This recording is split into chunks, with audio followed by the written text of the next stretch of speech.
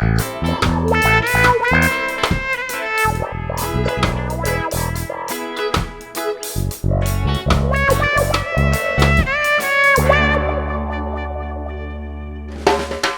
mein Freund, der Huber Max und sein Hund, der Wolfer, wir fahren grad in ein Müllzeigschiff am Persischen Golfer. Da kämen die Revolutionswächter an Bord und glauben, sie müssen mit einem scheiß Maschinengewehr auf uns da grad erschießen. Max, ich brauch ein Pfund Dynamit für den Bandit. Bevor wir in die Grube fahren, nehmen wir den mit. Ich kann den Kerl nicht leiden, der hat was Frechs. Heut sind lauter Wilde unterwegs. Wilde unterwegs. Wilde unterwegs.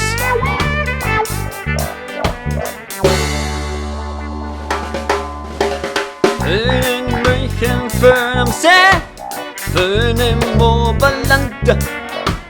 Der eine lacht blind über die Straße und die Autos von der Birkbank. Junge fährt mit dem Radl zusammen, ein Migräne kranker Schüller. Junge schreit, hey, sperrt's den Ei, der Bur ist Druller, Druller. Mordsau sagt, da gib ihn erwächt, der Bur ist fett zwar am Boot.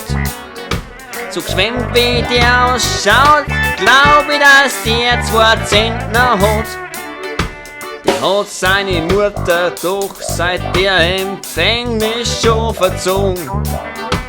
Die hat den fetten Mädel 2 Jahre lang fast ausgetragen. So dick wie der ausschaut, frisst der bloß Keks. Heut sind lauter Wilde unterwegs. Wilde unterwegs. Wilde unterwegs.